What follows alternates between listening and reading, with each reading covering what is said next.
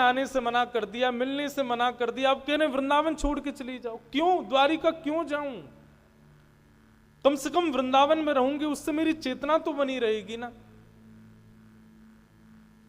तो चंपा ने कहा, बोले पूरी बात तो सुनो माधवी, ठाकुर जी कह रहे हैं, बोले भैया वृंदावन में भक्त रहते हैं और द्वारिका में मेरी पत्नियां रहती हैं, तो मीरा का स्थान तो वहां है जहां पत्नियां रहनी चाहिए।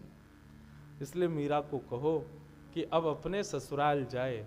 अपने वास्तविक से ससुराल तो आज तक गई नहीं, वो उसका ब्याह हुआ हमसे, कम से कम अपने वास्तविक ससुराल में एक बार तो चरण घुमा के आवे, एक बार तो देख के आवे कैसा उसका ससुराल।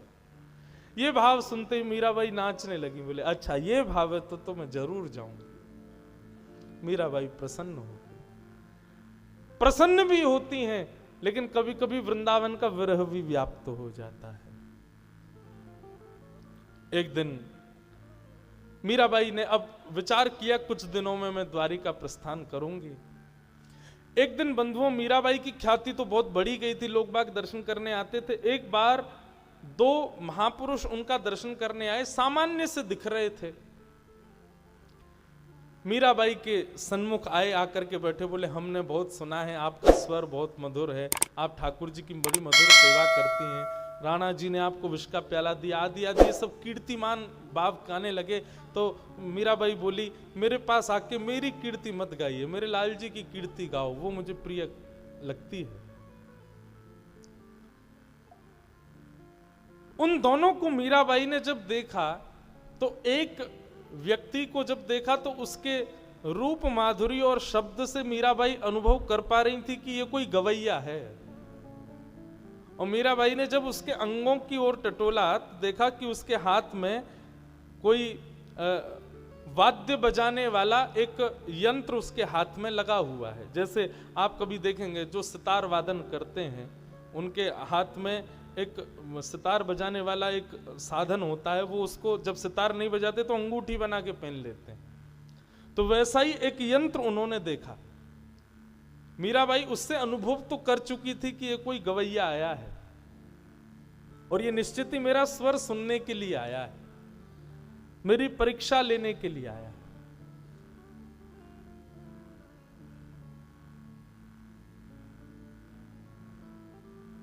देश मीराबाई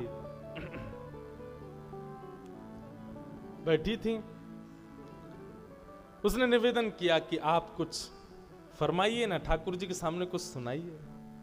मीराबाई का बंधुओं चरित्र पूरा पदों से ही भरा हुआ है। इतने पद हैं कि ना चाहते हुए भी, मैं तो बहुत कम गाता हूं, लेकिन मीराबाई के तो हर भाव में एक पद विद्यमान है।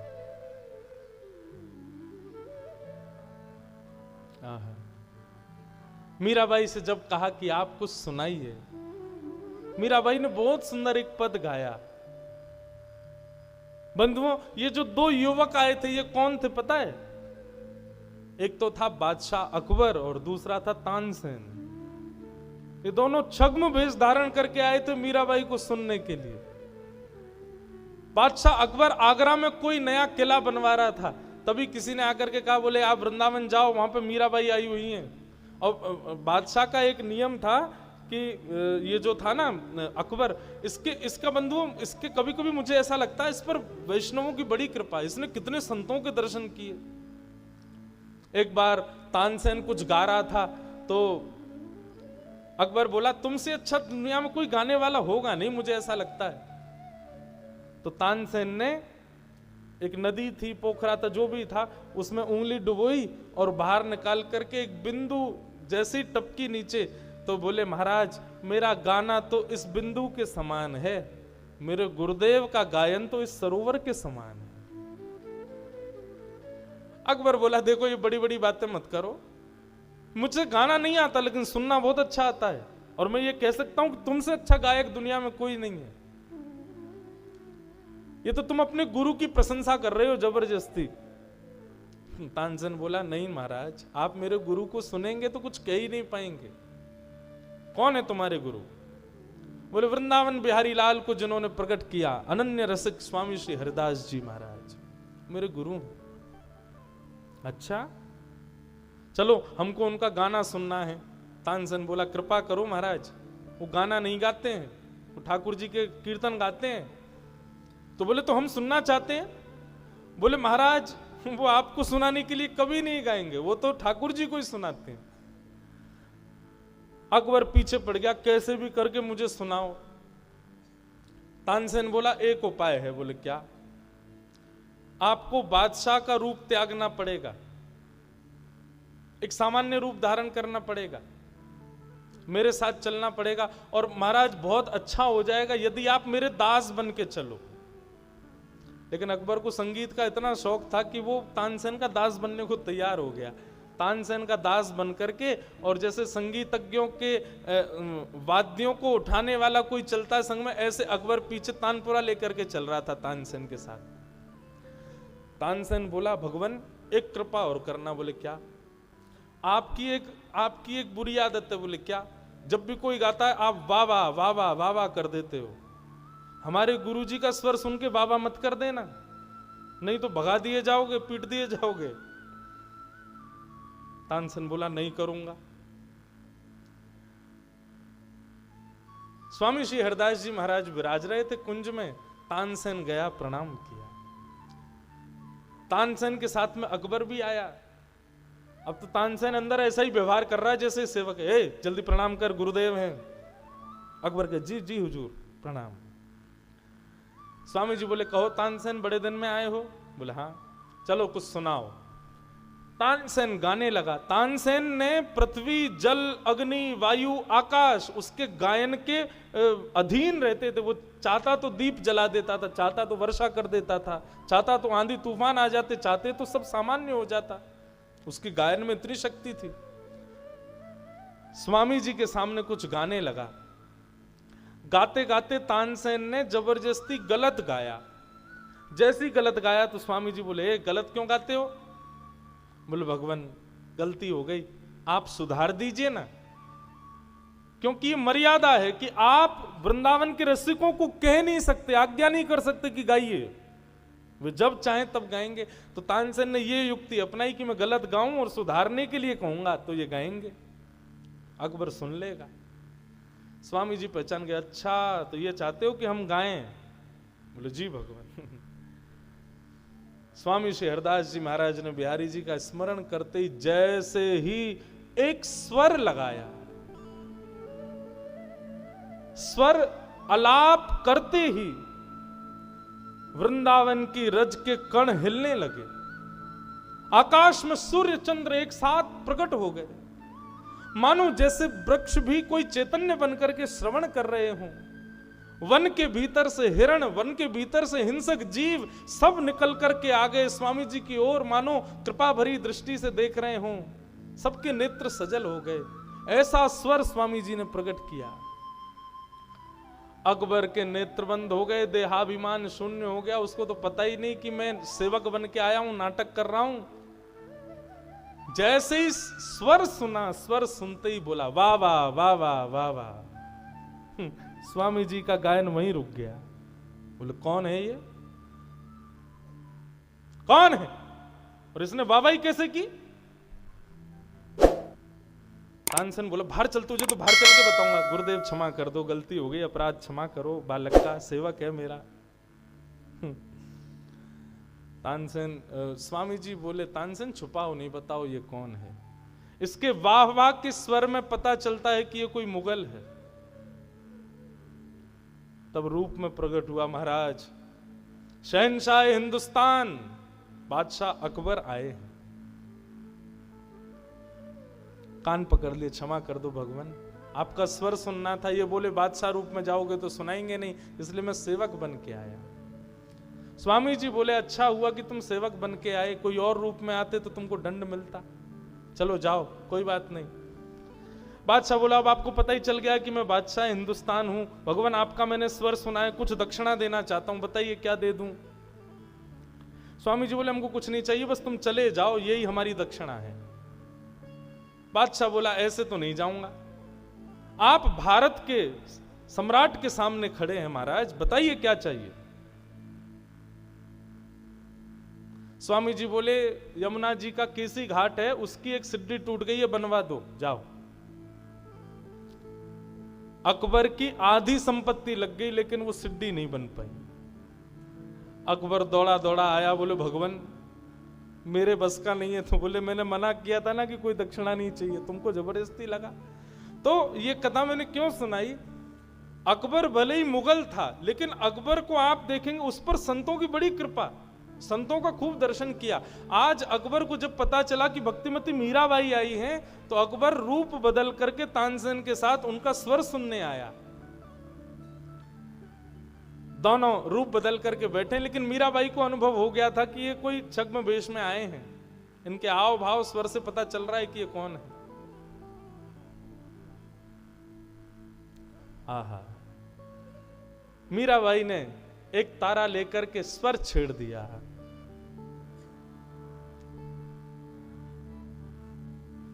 गोकुल रो ब्रजवासी मारो, गोकुल रो ब्रजवासी, गोकुल रो ब्रजवासी मारो, गोकुल रो ब्रजवासी मारो।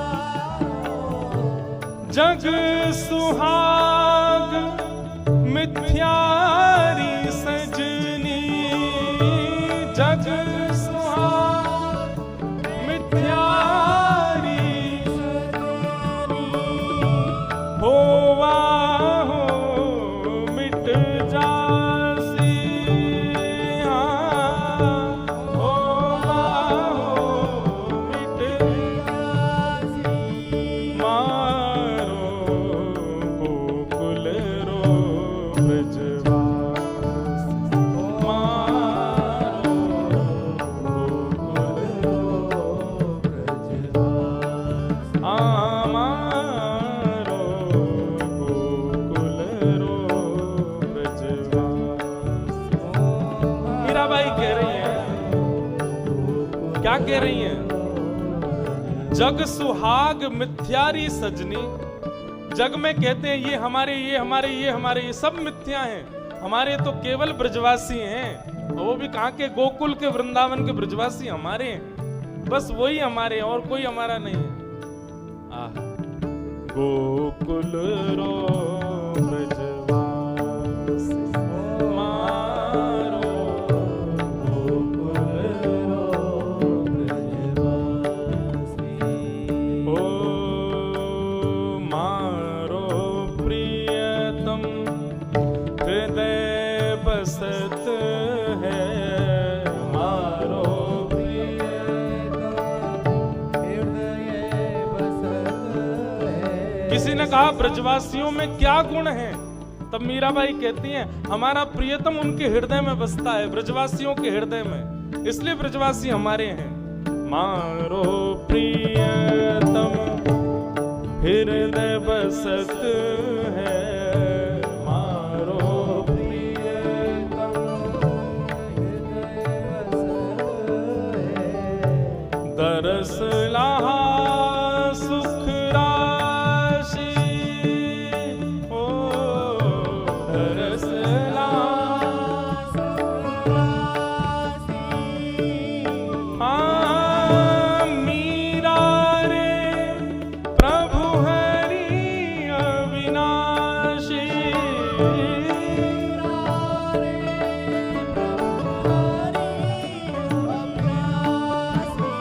मीरा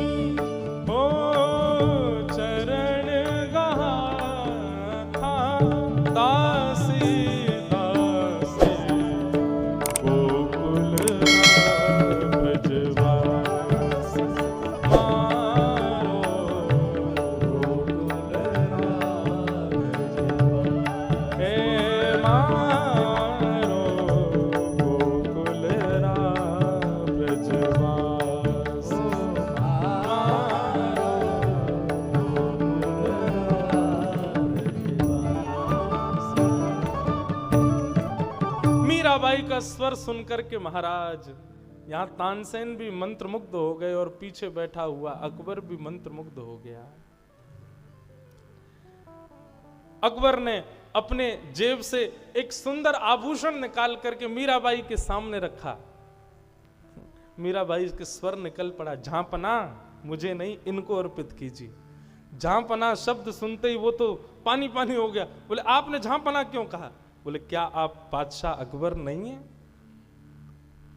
अकबर तो नतमस्तक हो गया, जय हो, क्षमा करें। और निश्चित ही आपके साथ में आए हुए राग रागनियों के मूर्धन्य विद्वान ये तानसेन है। तानसेन भी नतमस्तक हो गया। ऐसी मीराबाई। अकबर दर्शन करके आनंदित हो गया। अकबर और तानसेन के ऊपर मीराबाई ने कृपा की, उनको अपना स्वर सुनाया और अब मीराबाई की घड़ी आई द्वारिका प्रस्थान की। मीराबाई द्वारिका को प्रस्थान करने लगी। अनंत संत वैष्णव जनों की टोली मीराबाई के साथ वृंदावन से द्वारिका को प्रस्थान करने लगी। थारे कारण मीराबाई कह रही हैं, 4 महीने लगे मीराबाई को वृंदावन से द्वारिका पहुंचने। मानो चातुर्मास से शुरू हुआ था जिस दिन मीराबाई वृंदावन से निकली और चातुर्मास पूर्ण हुआ तब द्वारिका पहुंची। थारे कारण बन बन डोला, लिया जोगणारा भेष, बीत्या चौमासा मास बिताया, पंढरी मारा के।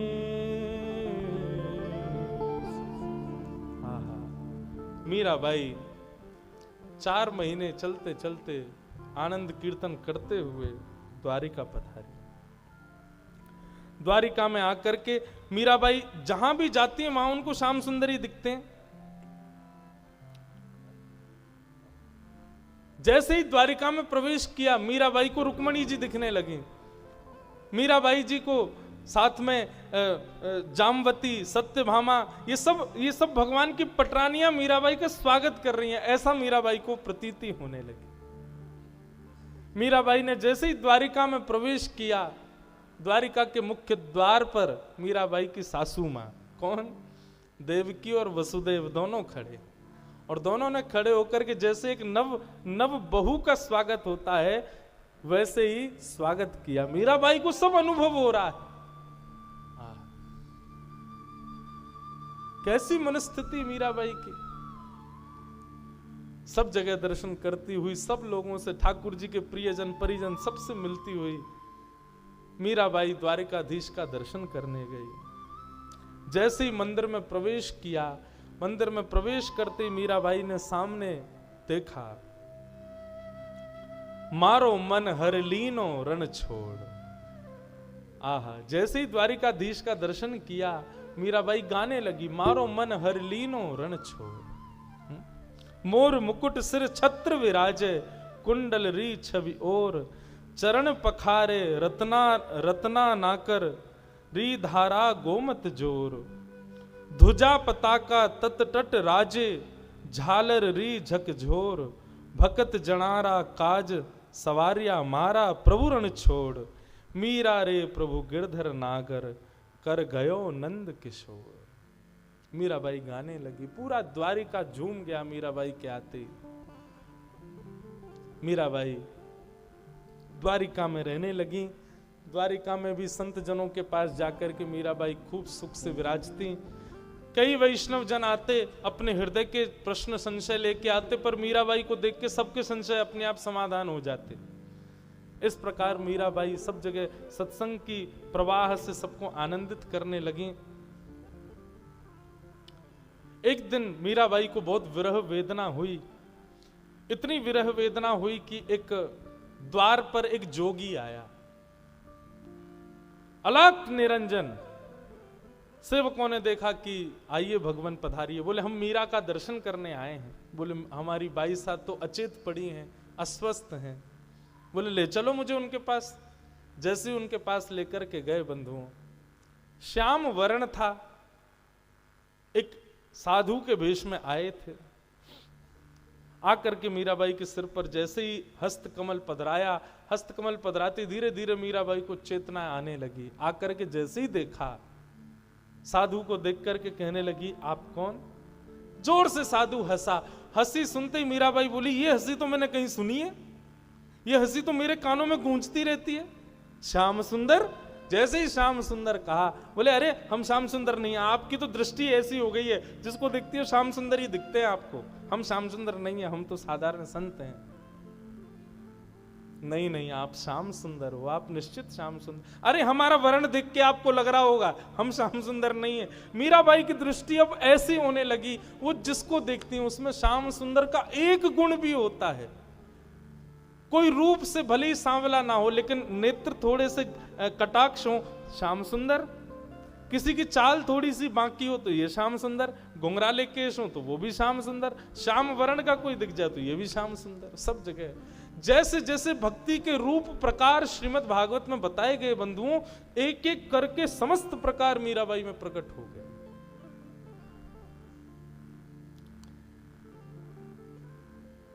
इस प्रकार मीराबाई रहने लगी बंधुओं। अब मीराबाई तो द्वारिका आ चुकी थी, परंतु मेवाड़ की स्थिति बहुत बिगड़ गई। जिस दिन मीराबाई मेवाड़ से गईं, उस दिन से ही मेवाड़ में अन्न जल की कटौती होने लगी, लोग भूख प्यास से मरने लगे। मेघों ने ना जाने कितने वर्षों से मेवाड़ की भूमि पर वर्षा की ही नहीं है। वनस्पतियां खत्म होने लगी, नदी सब तालाब पोखर सूखने लगे, अकाल पड़ गया मेवाड़ में। तब संतों को बुलाया गया, क्योंकि पहले तो संत सहज ही आ जाते थे, अब तो संतों को बुलाना पड़ता था। बोले भगवान बताइए ना क्या करें। तब संतों ने कहा भक्त अवज्ञा तुरत भवानी। ये भक्त की अवज्ञा का ये फल आप लोग भोग रहे हैं। आपने कितनी पीड़ा दी भक्तिमती मीरा को, वो सब आपको भोगनी पड़ रही है। जब तक भक्तिमती मीराबाई लौट करके नहीं आएंगी, तब तक यहां का अकाल ठीक नहीं होगा। 100 ब्राह्मणों के सहित सैनिकों को भेजा राणा जी ने, ढूंढा कहां है मीराबाई। तब राणा जी को स्मृति आई कि मैंने बहुत गलत किया, अब क्या करने से फायदा, अब तो सब हो चुका था। 100 ब्राह्मणों को भेजा, सैनिकों के साथ द्वारिका आ गए। द्वारिका में खोजते हुए मीराबाई के पास पहुंचे। मीराबाई से जाकर के सबने प्रणाम करते हुए निवेदन किया, मीराबाई हम सब लोग चित्तौड़ से पधारे हैं। आप जब से मेवाड़ छोड़ करके गई हैं, तब से मेवाड़ में वर्षा भी नहीं हुई है। मेवाड़ की स्थिति बहुत खराब है। हमारे यहाँ के कुछ संतों ने आकर के बताया, जब तक आप लौट करके नहीं जाओगी तब तक मेवाड़ की स्थिति सुधरेगी नहीं। हमारी आपसे प्रार्थना है भगवान, आप वापस चलो। मीराबाई बोली मैं जग जंजाल से बचकर के यहां आई हूं, मुझे पुनः जग जंजाल में मत लेके चलो। भोजराज जी की इच्छा पूर्ति के लिए मैं मेवाड़ गई थी। वहां पर ठाकुर जी की खूब भक्ति की, संत महापुरुषों का आगमन सब सहज ही हो गया था। परंतु अब मेरी इतनी स्थिति नहीं कि मैं दोबारा मेवाड़ जाऊं। आपसे प्रार्थना है, अब मुझे इसके लिए बाध्य मत कीजिए। अनेक दिनों तक वे सब लोग द्वारिका में मीराबाई के आगे पीछे घूमते रहे, प्रार्थना करते रहे आप चले। बोले मैं हाथ जोड़ के प्रणाम करती हूँ, सब ब्राह्मण देवताओं को दक्षिणा बांट दी, मैं प्रणाम करके कहती हूँ मुझसे अब आप ये जिज्ञासा मत करिए, मैं वापस नहीं जाऊंगी। अब ब्राह्मणों ने खूब प्रयास किया, मीराबाई लौट करके नहीं गई। मांड मीराबाई एक दिन कुछ लोगों ने आकर के बताया, बोले कि जो ब्राह्मण मेवाड़ से आए हैं वे सब अनशन व्रत पर बैठे हैं। यदि आप वापस नहीं जाओगी तो वे सब अपने प्राण त्याग देंगे। मीराबाई 56 भोग लेकर के गई, सबसे कहने लगी आप लोग प्रसाद पाइए, इस प्रकार अनशन मत कीजिए। बोले अब तो अनशन तभी टूटेगा जब आप अपना मुख मेवाड़ की ओर मोड़ोगी, आप हमारे साथ वापस चलोगी तभी हम लोग अनशन छोड़ेंगे। मीराबाई बड़ी दुविधा में पड़ गई, क्या करूं।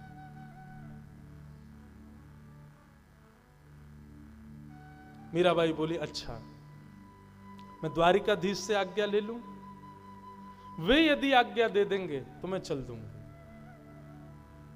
ठीक है, कब?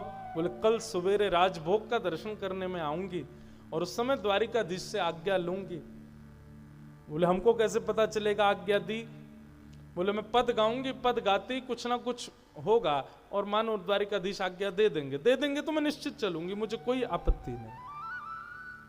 मीराबाई अगले दिन पधारी, भीड़ लगी है द्वारिकाधीश के मंदिर में, पुरोहित खड़े हैं, पंडा खड़े हैं, पुजारी खड़े हैं और यहां मेवाड़ से आए सैकड़ों ब्राह्मण खड़े हैं और सबके बीच मीराबाई पधारी। मीराबाई जैसे ही भीतर जाने लगी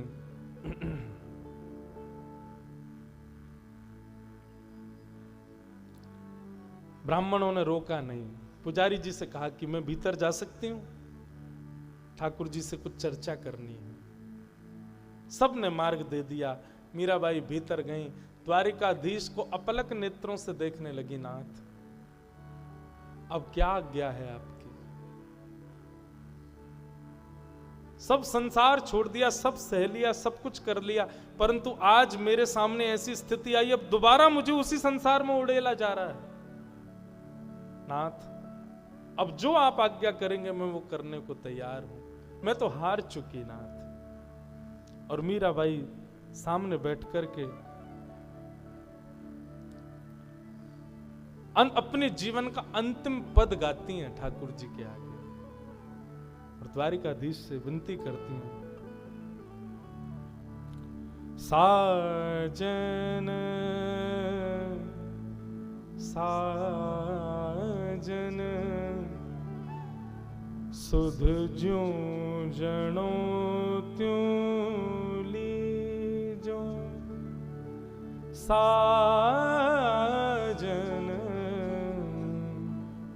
सुध ज्यों जनो त्यों लीजो, तुम बिन मेरे और न कोई, तुम बिन मेरे और न कोई, कृपा राबरी कीजो, ओ कृपा राबरी कीजो, प्रियतम सुध ज्यों जनो त्यों लीजो, साजन सुध ज्यों जनो त्यों लीजो। दिवस न भूख रैन नहीं निद्रा, यूं तन पल पल छीजे, दिन में मुझे भूख नहीं लगती, रात में मुझे नींद नहीं आती, ऐसी मेरी तन की स्थिति हो चुकी है नाथ, अब आप ही मेरे हो। दिवस न भूख रैन नहीं निद्रा, यूं तन पल पल छीजे, मीरा रे प्रभु गिरधर नागर, हे मीरा रे प्रभु गिरधर नागर, मिल बिछुरन मत दीजे, बिन मिल बिछुरन मत साजन सुध जूझणो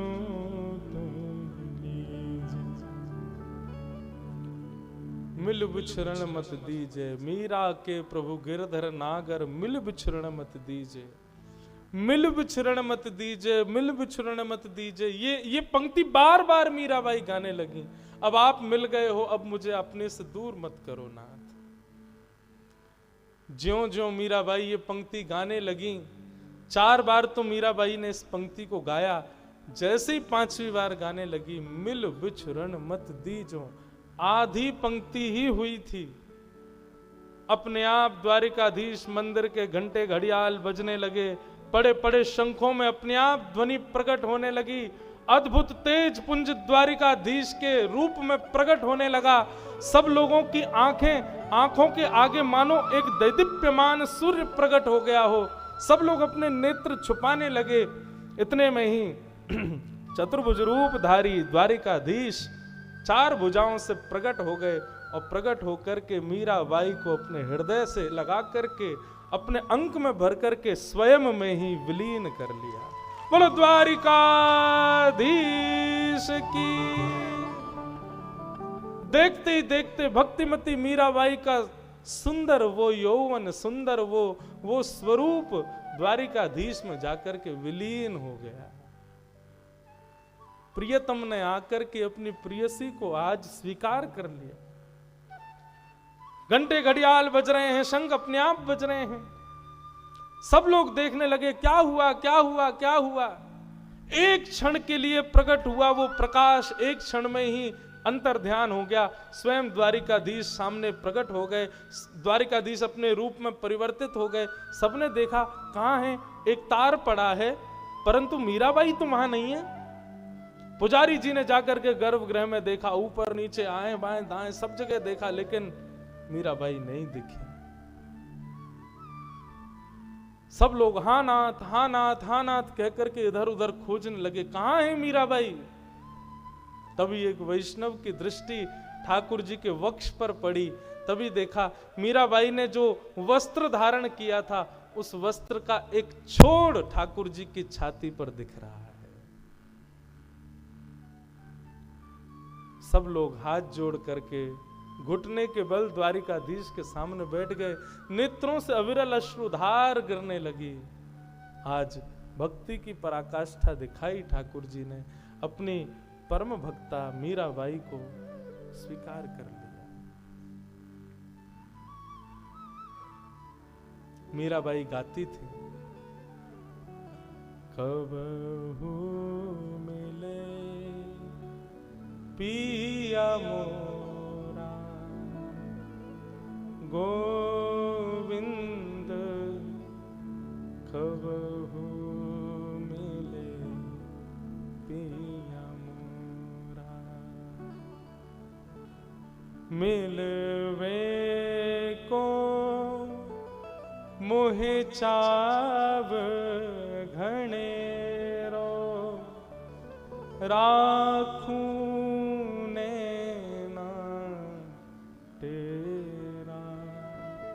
गोविंद, कबहू मिले पिया मोरा। आज वो घड़ी आई, द्वारिकाधीश ने भक्तिमती मीराबाई को स्वयं में विलीन कर लिया। और आज वही ठाकुर जी का रूप डाकोर जी में विराजमान। कथा सुनी थी ना, एक वैष्णव ले गया था ठाकुर जी को डाकोर जी। ऐसा कहते हैं कि डाकोर जी के चित्त में, वक्ष में आज भी वो वस्त्र का भाग दिखता है जो मीराबाई जिस रूप में विलीन हुई।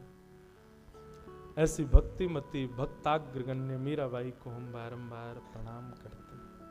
बोलो भक्त वत्सल भगवान की, द्वारिकाधीश की, राजा रण छोड़ राय भगवान की, गिरधर गोपाल की, राधा रमण लाल की, श्री राधा वल्लभ लाल की जय जय श्री राम। भक्तिमती मीराबाई के ये भाव गांधी धाम में कहने का अवसर प्राप्त हुआ। आप सबके चित्त में विराजमान हमारे गिरधर लाल जी के चरणों में अपने इस 4 दिवस के भाव को हम प्रस्तुत करते हैं, अर्पित करते हैं। इन 4 दिनों में किसी भी प्रकार का वाणी का कोई भाव यदि अनुचित लगा हो तो उसके लिए हमारी बाईसा से क्षमा मांगते हैं, परंतु निश्चित ही ये भाव सदा हमारे चित्त में विराजमान रहे। बाईसा के सुंदर भावों को हृदयस्थ करते हुए हम भी बंधुओं, इस स्थिति में आना तो हमारे लिए मुश्किल है, परंतु कोई काम दुनिया में मुश्किल नहीं है जो करते रहोगे यतन धीरे धीरे।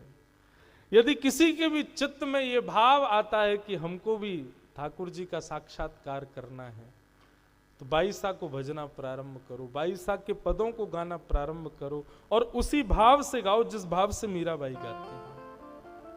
निश्चित है ठाकुर जी की कृपा हम आप सब लोगों पर जरूर बरसेगी। आइए भक्तिमती मीराबाई के इस मंगल प्रसंग को वृंदावन रसामृत पद गा करके हम आप सब लोग आज विश्राम करते हैं।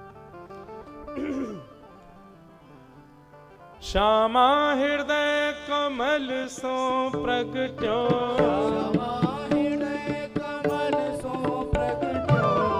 श्यामा हृदय कमल सो प्रगट्यो, और श्याम हृदय कुभार वृंदावन